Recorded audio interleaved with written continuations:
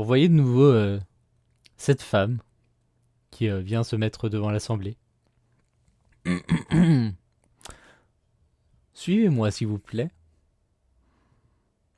Ouais. Et elle commence à avancer vers le bâtiment. On est beaucoup? Ou il y a que... Vous êtes à peu près une 40, entre 40 et 50. D'accord. Hommes et femmes confondus? Oui, Ok. Moi, j'ai proposé aux filles, Chloé compris, qu'on reste un peu ensemble dans cette foule, qu'on se perde pas trop de vue, quoi. très bien. Tout à fait. Vous suivez donc un peu la foule. Vous allez entrer dans cet immense château pour arriver dans une immense salle où vous allez voir sur les côtés pas mal de gens, pareil, des hommes, des femmes, tous avec des tenues plus ou moins colorées. Certains ont des sabres qui se retournent tous vers vous, qui vous observent, laissant une sorte de grande rangée. Et cette femme se tourne de nouveau vers vous. Très bien, la cérémonie peut commencer. Vous allez venir les uns après les autres vous asseoir. Vous serez répartis dans un des 4 royaumes. Le royaume des serpentois, des griffondiens, des aiguillons et des blérovingiens. Vous irez donc vous asseoir sur ce trône et le coco magique vous annoncera dans quel royaume vous allez vous rendre. Et lorsqu'elle vous dit ça, vous voyez apparaître un perroquet avec un petit chapeau pirate qui vient poser ses pattes sur le trône. Vous voyez un type qui était avec vous qui va avancer vers le trône, il va s'asseoir. Le coco magique se pose sur son épaule et vous l'entendez dire quelques secondes Griffondien. Et vous entendez une partie du public qui applaudit et on lui remet un bandana rouge. Comme vous êtes 3, je suis sympa. Je vous laisse choisir dans quel royaume vous allez vous retrouver, donc entre les serpentois, les griffondiens, les aiguillons ou les blérovingiens. Vous êtes 3, ça se décidera à la majorité, dites-moi. Ah, faut qu'on soit dans le même. Oui, Comme vous voulez, alors là. Ouais, Alors je moi m'en- personnellement, si c'est Serpentois ou Aiguillon, c'est très bien. Lion plus serpentois, mais... Un aigle, c'est stylé. Sur la mer. Ah ouais. Ça n'a aucun sens, mais c'est stylé. Lion? Oui, moi, peu importe, pour le coup. Je vous suis. très bien. Vous allez donc passer. Qui veut passer en premier?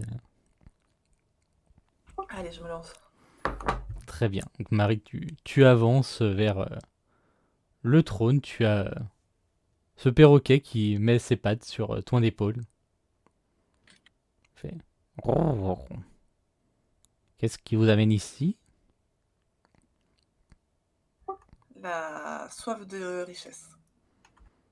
Très bien, très bien. Aiguillon. Et il s'envole. Ouh. On te tend un petit bandana bleu. Et les deux autres, pareil, vous allez passer sur ce trône avec le coco magique qui à chaque fois va s'accrocher à vos épaules, vous demander globalement vos motivations, puis déclarer que vous êtes désormais des aiguillons. Avec à chaque fois une partie de la foule qui vous applaudit, qui fait la fête. Vous voyez que Chloé également passe après vous et elle a également son bandana bleu. Les gens vont petit à petit passer, donc la cinquantaine de personnes. Ça va prendre quand même un petit moment. Suite à ça, la femme âgée s'avance pour reprendre la parole. Très bien. Vous êtes désormais répartis dans les 4 royaumes. Il ne reste plus qu'à trouver votre futur équipage. Les capitaines présents ici pourront venir discuter avec vous et tenter de vous convaincre de venir avec eux. Si vous souhaitez partir seul de votre côté, vous êtes libre de le faire, mais il vous faudra vous débrouiller pour quitter l'île. Et elle s'éloigne. Bah, moi, pas de scandale, pas l'esclandre. J'y vais, hein, maintenant qu'on y est là. Oui, de toute façon, partir juste à 4, ça va être un peu chaud quand même. Très bien. Ouais, faut voir. Vous êtes donc votre petit groupe de 4 à vous diriger. Vous voyez en effet qu'il y a pas mal de gens qui jettent des coups d'œil vers vous. Il y a une personne qui va s'approcher de vous. C'est un pirate assez imposant avec les cheveux et la barbe violet. Il s'approche un peu de vous, il vous regarde. Vous l'entendez qui dit des femmes. Et à ce moment-là, vous voyez une lame se poser sous son cou. Et vous entendez une voix dire dégage de la Bane. Laisse-les tranquilles. Et vous observez derrière lui apparaître une femme aux cheveux rouges, elle aussi assez imposante avec son sabre du coup qu'elle retire de la gorge de l'autre capitaine qui lui fait un regard un peu de colère mais qui décide de ne pas la provoquer plus que ça. La femme, Moi, je l'aime bien déjà. la femme vous regarde tous les 4. Vous n'avez pas encore d'équipage? Non, vous êtes de quel royaume? Je suis des aiguillons. J'ai bien remarqué vos bandanas de la couleur de mon royaume. Et je peux vous assurer que je suis capitaine. capitaine Ross. Je pense que ce serait bien pour vous de venir dans mon équipage pour éviter d'avoir affaire à des malotrus comme ce gros lard. Qu'est-ce que ça nous apporterait? Qu'est-ce que vous nous proposez? D'être traité correctement et de partir à l'aventure avec nous. Vous serez traité comme les autres membres de mon équipage. Vous pourrez nous quitter à tout moment si vous le souhaitez. Nous ne retenons personne de force. Il y a d'autres femmes dans votre équipage? Nous sommes un équipage uniquement féminin. Interesting. Là, vous m'intéressez. Ça permet d'éviter les problèmes. Et si on veut de l'or et des pierres précieuses? Venez avec nous lorsque nous rencontrerons le prochain navire d'un de nos adversaires et nous partagerons l'or entre nous. Tentant. Est-ce qu'on se concerte pas un peu toutes les 4 à part?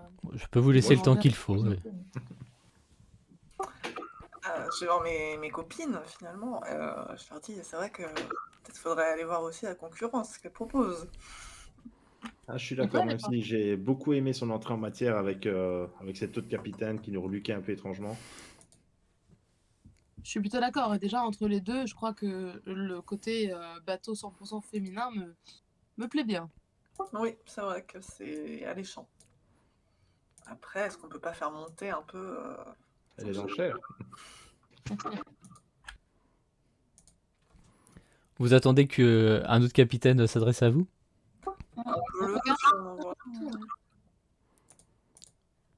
Vous voyez qu'elle, elle reste dans le coin, donc vous pouvez lui reparler. Non, mais il y a en effet, pendant que vous discutez, un autre personnage qui va venir vous voir.